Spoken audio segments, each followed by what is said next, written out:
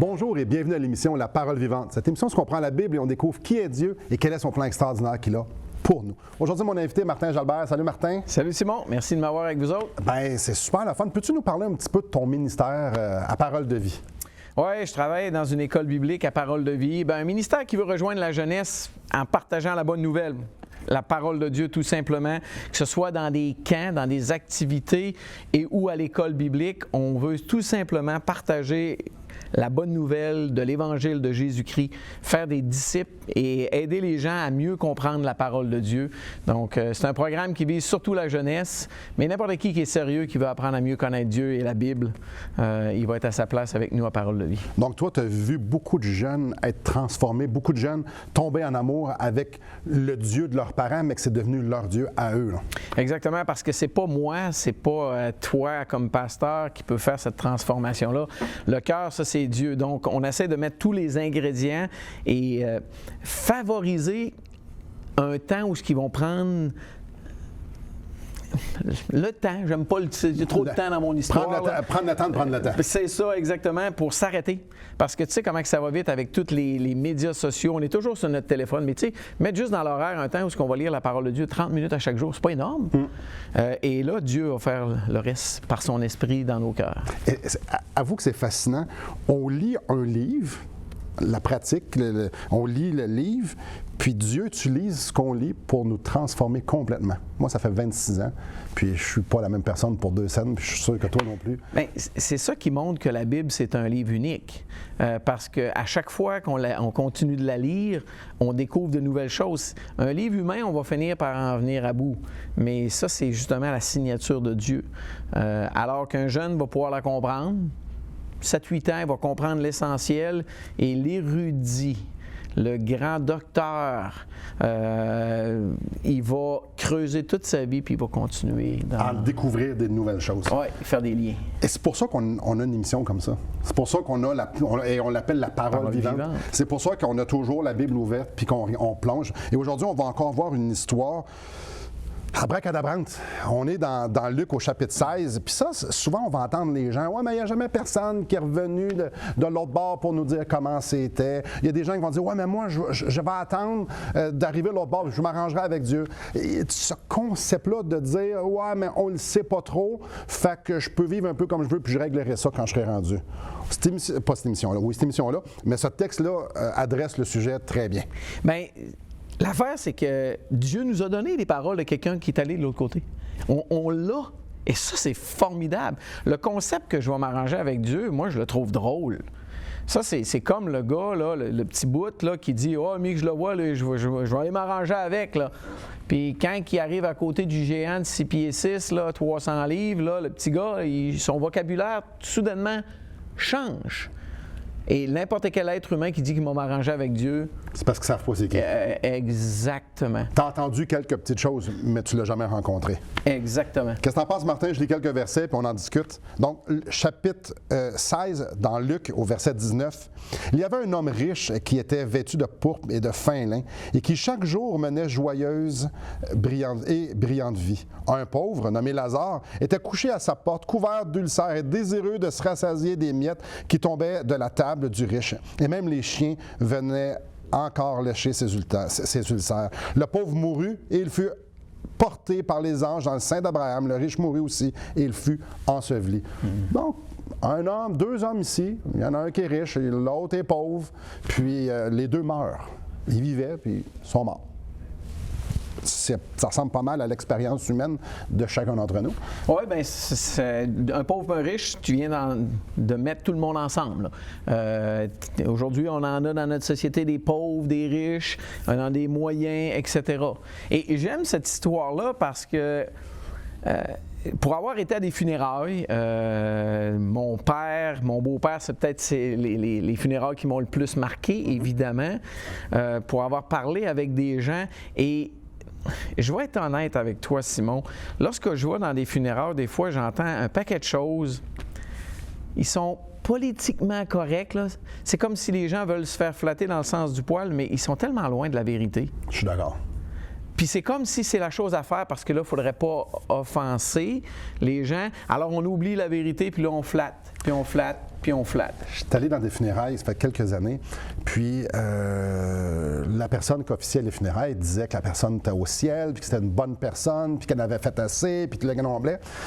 Moi, je connaissais la personne, puis je trouvais pas que ça représentait bien la personne. Et non seulement ça, à la fin, quand les gens m'ont mangé nos sandwichs, pas de croûte, le sujet de l'heure, c'était « mais il connaissait pas le gars ». Il a juste dit ça, comme si c'était sur une feuille, puis il dit ça à tout le monde, mais il ne connaissait pas la personne qui était décédée. C'est pas parce qu'on entend quelque chose de des funérailles que nécessairement ça nous garantit que la personne est vraiment où ce qu'on se fait dire qu'elle est. Bien, c'est à cause que on veut pas blesser, on veut réconforter, puis ça fait du bien aux gens qui ont perdu un être cher de penser qu'il est peut-être dans la présence de Dieu, ou Assurément. Tout le monde est dans la présence de Dieu. Assurément. Mais est-ce la vérité? Bien, en tout cas, pour ces deux hommes-là, il y en a un que c'était pas vrai. Qu'est-ce que tu en penses? Je vais lire le verset 23. Dans le séjour des morts, en parlant du riche, il leva les yeux et tandis qu'il était en proie au tourment, il vit de loin Abraham et Lazare dans son sein. Donc, lui, dans le séjour des morts, Ouais. En attente du jugement, il était en proie au tourment. Donc, lui, il n'était pas une place plaisante. Pas du tout. Puis ça, c'est pas politiquement correct de parler de ça aujourd'hui. On n'a pas le droit quasiment. Mais c'est-tu la vérité? Est-ce qu'on veut savoir la vérité ou on veut simplement se faire flatter dans le sens du poil? Bien, on peut dire que la paix sur la terre et que tout le monde mange à satiété, mais c'est pas vrai. Il faut juste écouter les nouvelles, puis... c'est pas vrai. C'est pas la réalité. Donc, mes chers amis à la maison, il y a une chose que je veux que vous soyez garantis, c'est que je vais vous dire la vérité. À chaque émission, La Parole Vivante, je vais vous dire la vérité. Même si elle est très inconfortable, et Martin va dire la même chose, même si c'est inconfortable, il faut dire la vérité. Pour qu'il y ait une bonne nouvelle, ça prend une mauvaise nouvelle. Et la bonne nouvelle, et la mauvaise nouvelle, c'est pas tout le monde qui va au ciel, c'est pas tout le monde que leurs péchés sont pardonnés, c'est pas tout le monde qui n'iront pas en enfer. Restez avec nous. Après la pause, on va parler de ce sujet qui est inconfortable, qui est épineux. C'est normal que si vous faites comme « Hey, où s'en vont eux autres avec ça? » C'est normal. Donc, restez avec nous, puis vous allez savoir très clairement où est-ce qu'on s'en va. Restez avec nous.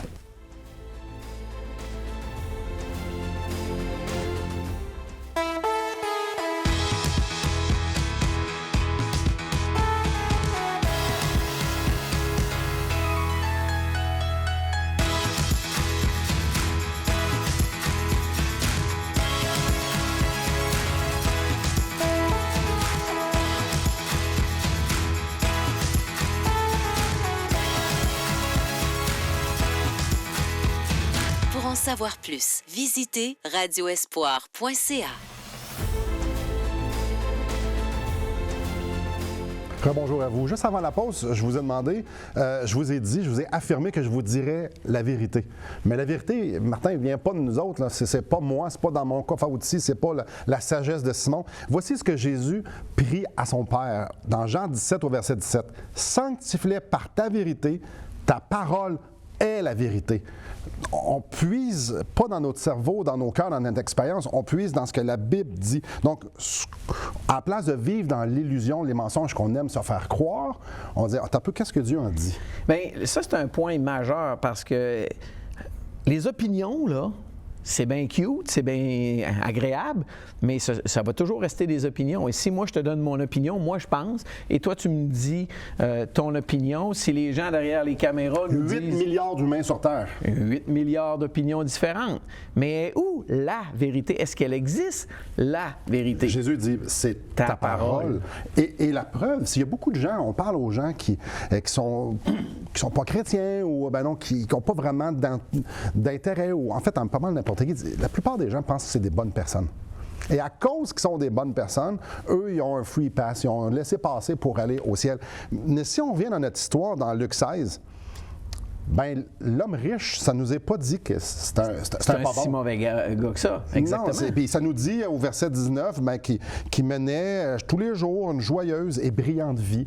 C'était une bonne personne aux yeux des autres. S'il était riche, il a dû être prospère, il a dû faire des bonnes choses. Ça ne nous est pas dit grand-chose. Parfois, ça nous dit que tel un collecteur de taxes, une prostituée, des gens de mauvaise vie. Ici, ça nous a juste dit que c'était un bon bonhomme puis qu'il est mort. C'est ça, un bon bonhomme. Il était riche, mais il ne semblait pas du tout s'inquiéter de Dieu, prendre pour acquis que Dieu existe, qu'il y a quelque chose de l'autre côté, après la vie sur Terre. Et là, il meurt.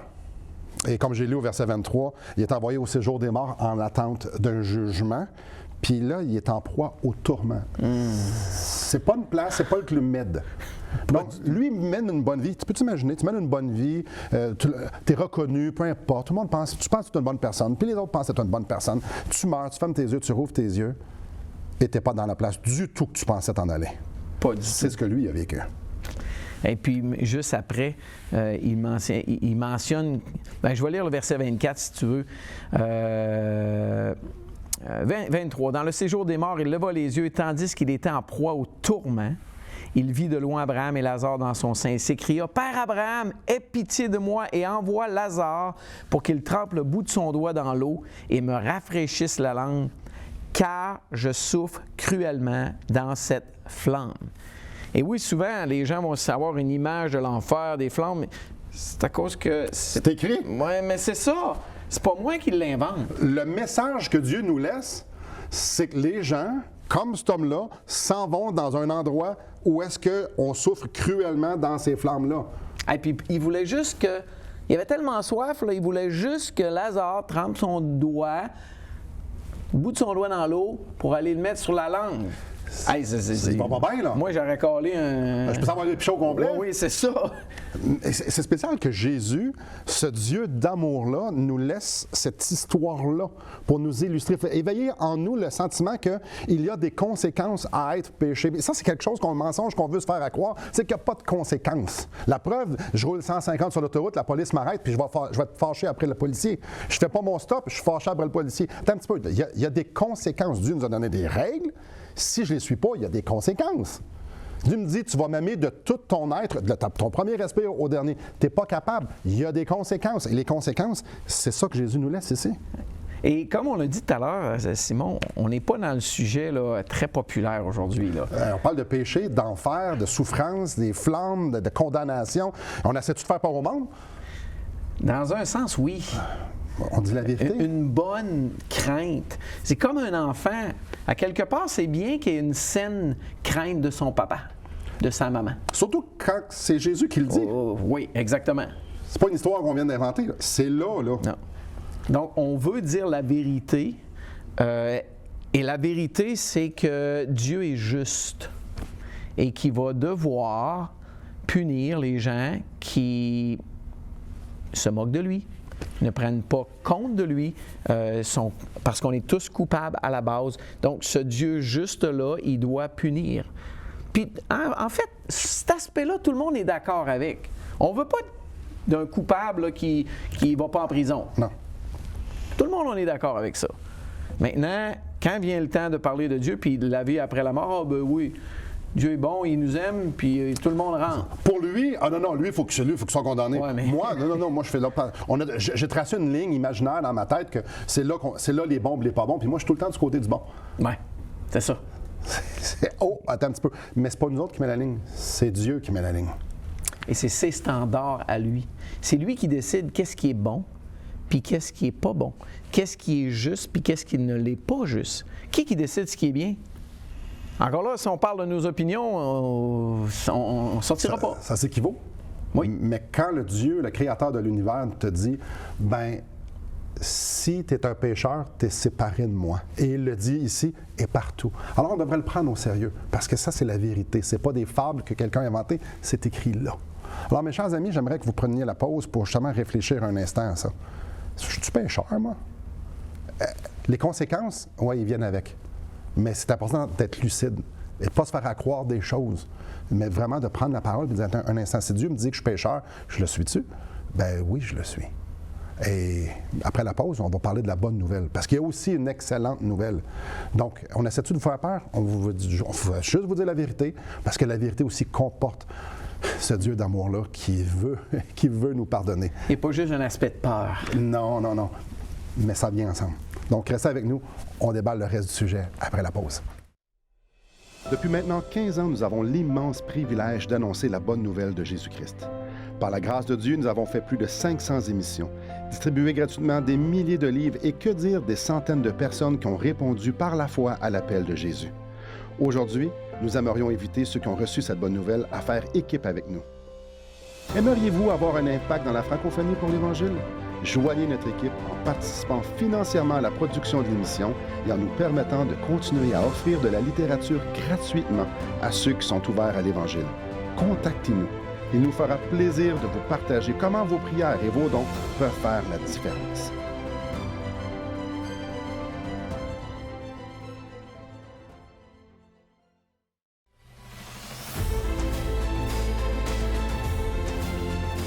Bonjour à vous. Jésus raconte cette histoire-là pour susciter en nous un électrochoc. Ouais, Réveillez-vous! Parce que ici, on va lire le reste de l'histoire, puis dans le reste de l'histoire, l'homme riche, il dit, écoute, moi je file pas bien ça, j'aime pas ça, ça marche pas, ok, moi je vais rester ici, d'accord, c'est bon, mais là, en place de le dire, je vais le lire. Donc, allons-y, verset 27. Le riche dit, je te prie donc, Père Abraham, d'envoyer Lazare dans la maison de mon père, car j'ai 5 frères, c'est pour qu'il leur atteste ces choses, afin qu'ils ne viennent pas aussi dans ce lieu de tourment. Moi, je te cite, je suis dans les flammes, comme on le lit au verset 24, je souffre cruellement dans cette flamme.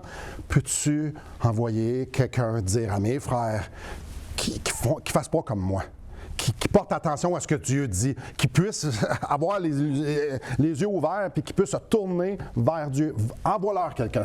Et c'est formidable, Simon, quand on réfléchit que Dieu nous a laissé ces paroles-là de quelqu'un qui est de l'autre côté et qui réalise la vérité. Il voit, c'est un témoin de la vérité, qu'il y a un lieu de tourment, il y a un lieu de souffrance pour les gens qui sont coupables devant Dieu puis qui ne font rien de son plan. Puis, il va y avoir une solution. Le message de cette personne-là, là, si on pouvait entendre quelqu'un, il nous dirait « Avertis ma famille, ça presse. » Exactement. Puis là, on est là, on est encore sur planète Terre. Qu'est-ce qu'on fait du message de la parole de Dieu? Dieu nous a laissé. C'est comme s'il nous avait mis une enveloppe, une lettre dans une enveloppe avec un thème. Tiens, ça vient d'un de tes parents qui est décédé. Il veut que tu saches ça. Fais pas comme moi, viens pas ici. Et c'est quoi, Martin? Et à la maison, c'est pour ça qu'on fait cette émission aussi. C'est pour ça qu'on est ici aujourd'hui. C'est pour dire aux gens, non, ne soyez pas distants, ne soyez pas... prenez pas ça à la légère. Et regarde la réponse. Je te laisse le lire, le verset 29. Puis, j'aimerais ajouter avant un petit mot. On n'est pas en train de vouloir dire tous vos êtres chers qui sont décédés sont loin de Dieu. Non, on ne le sait pas. C'est pas nous, ça. Exactement. Mais on est en train d'avertir les vivants du message de Dieu pour nous autres. Et la solution de ce texte-là est au verset 29, qui est formidable. Et il dit, Abraham répondit, ils ont Moïse et les prophètes qui les écoutent. Et le mauvais riche, non, l'homme riche, qui n'était pas mauvais, comme on l'a dit, et il dit, non, Père Abraham, mais si quelqu'un des morts va vers eux, ils se repentiront.